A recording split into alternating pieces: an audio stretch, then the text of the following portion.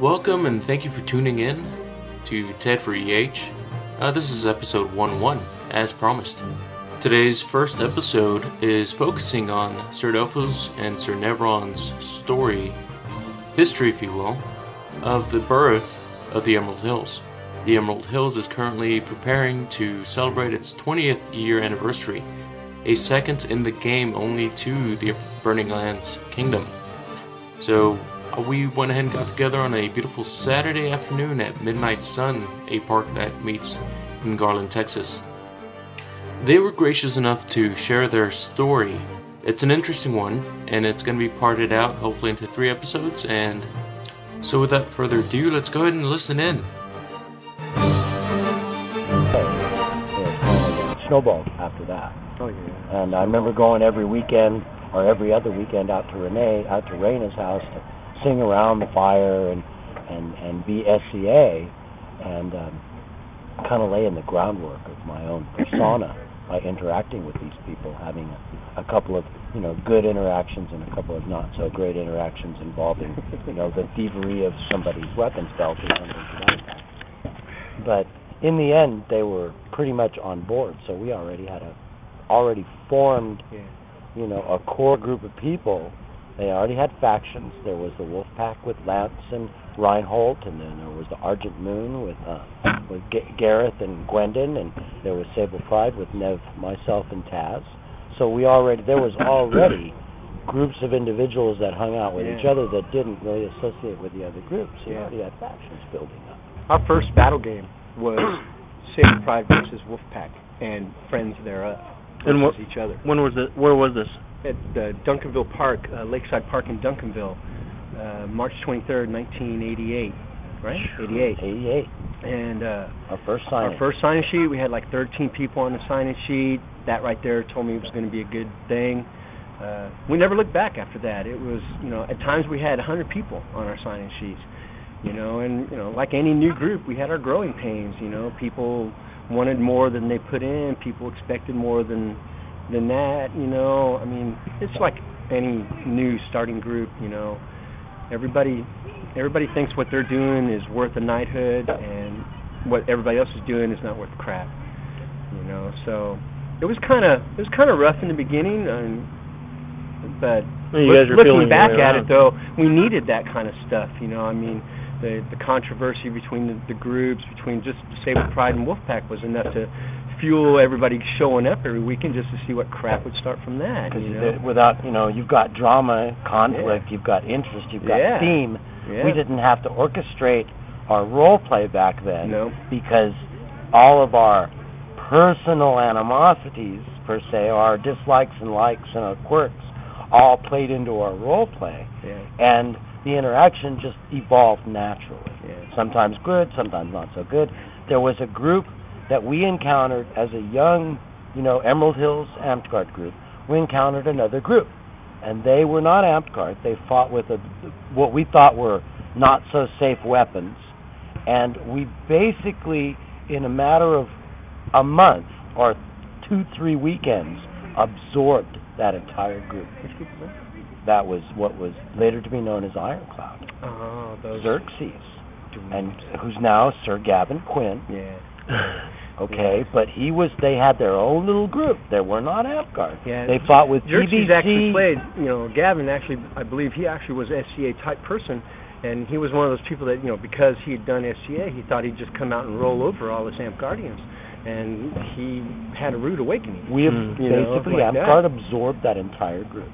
Their weapons, at the time we were still making weapons, PVC cores with couch foam and duct tape, and they were heavy, but they were safe. But we fought hard. We hit hard. Yeah. This other group had PVC with Insulite and duct tape, and they just did tappy shots is what I guess you could call them. Yeah. There was no full throw. There was no real hard combat.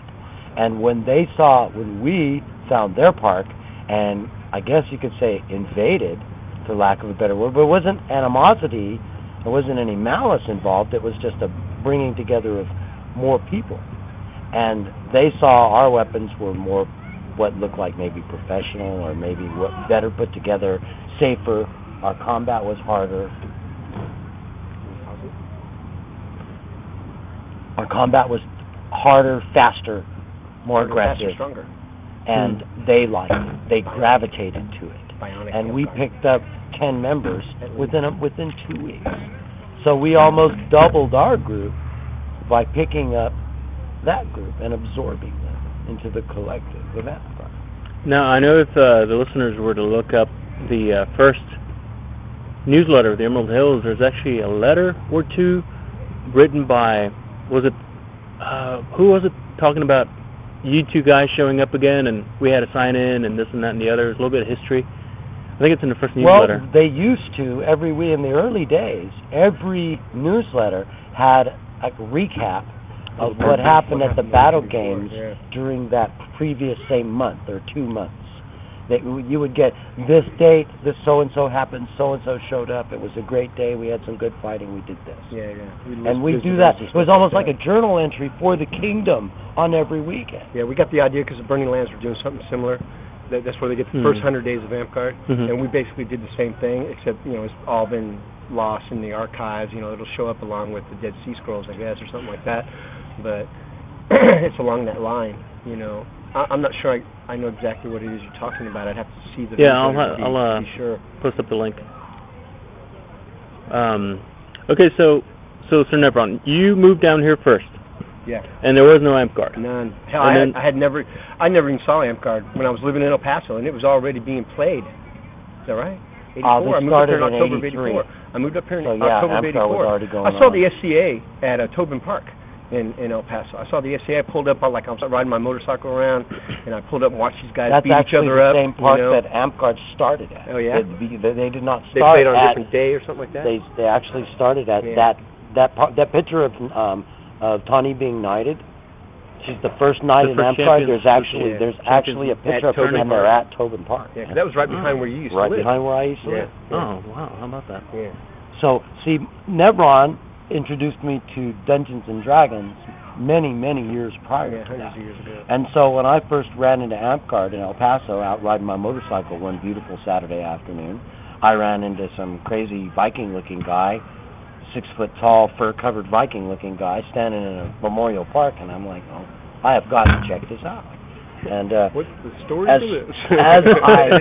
as I assimilated into the group and no one knew who I was, my very long-time friend, Mike Nevron, was the first person I thought of. I've got to show him this. I came back in October of 87. I was there on vacation. I was over at his house, and we played D&D Friday night.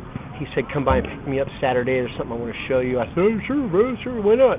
So I came by and picked him up. He came out of his house. He's all in, Delphos garb, basically. And I'm like, is it a Halloween party and I missed it or what? Because, it was right around that time, around October.